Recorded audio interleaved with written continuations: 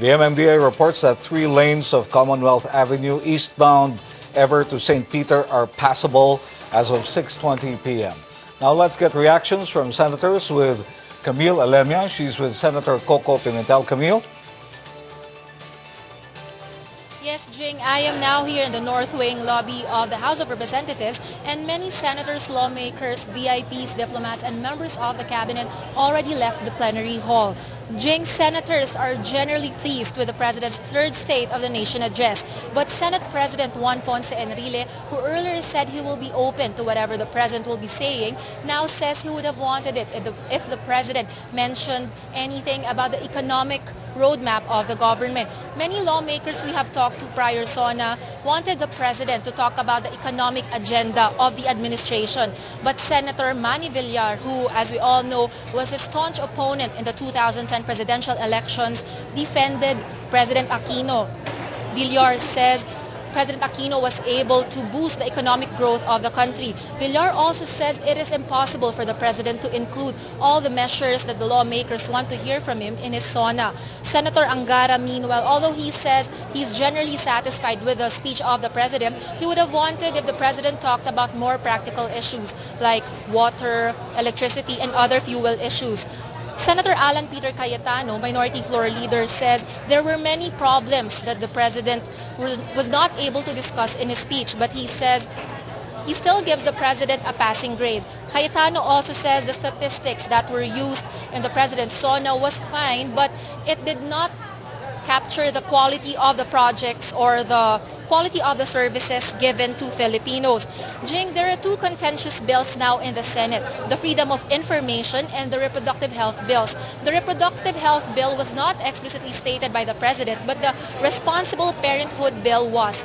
The difference between the RH bill and the RP bill is on the sex education part. RH bill wants to start sex education at grade 5, but RP bill wants to start it from grade 6 until high school. It can be recalled Malacanang passed its own version. This is the Responsible Parenthood bill, but which some say is already a watered-down version of the original. Now in the Senate, RH bill already hurdled the period of debates and is already in the period of amendments. But in the House of Representatives, it still remains in the period of interpellation. Senator Gregorio Honasan is the sponsor of another contentious bill. This is the Freedom of Information bill.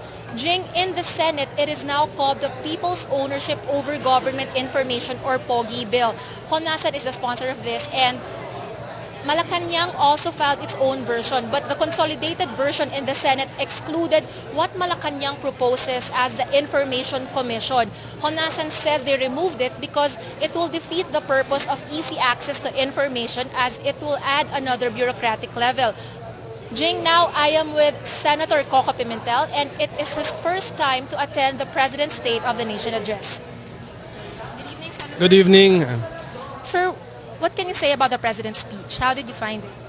Well, I'm generally satisfied with the SONA, and I believe that the facts and the figures given to us by the President could easily be validated or double-checked. So I think he gave us an accurate State of the Nation address, and I was really impressed about our nearing self-sufficiency in rice. In fact, we will be a rice exporter by next year if the weather would cooperate. That was the one statement which struck me.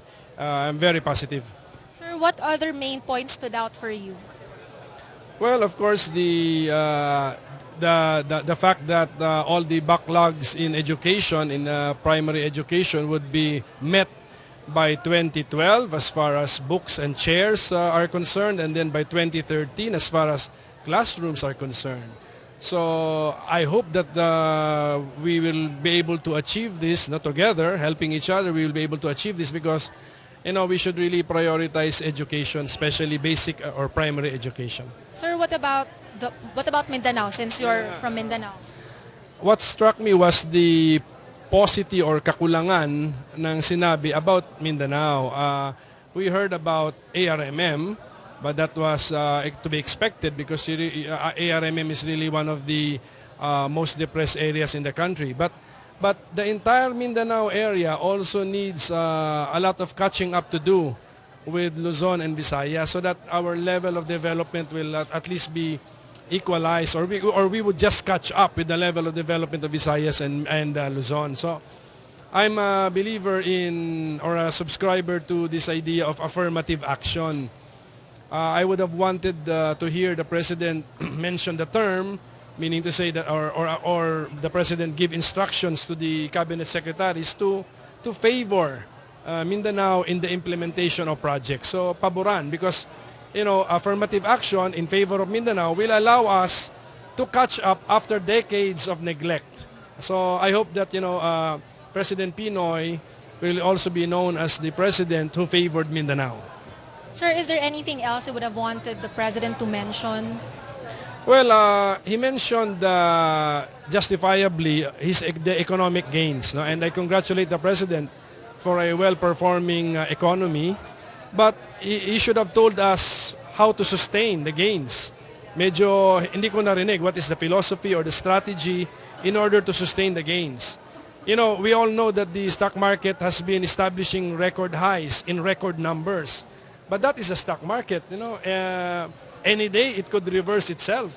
So sana if he should have told us the philosophy behind the economic gains. Sir, do you think the President can deliver on his promises now? I hope that he can, and we will help him to deliver. I'm only worried about the massive expenditure needed to fulfill all of the programs stated in the SONA. Imagine the backlog in the classrooms, books, chairs, and then the coverage ng Pantawid Pampamilya, the field health coverage, and then the purchase of guns for the PNP, the purchase of rifles, mortars, and even frigates, helicopters, and airplanes for the military. So I'm worried about where do we get the money? Thank you very much, Senator Coco Pimentel. And that was Senator Coco Pimentel. And now we go to Pia Ontiveros. Pia?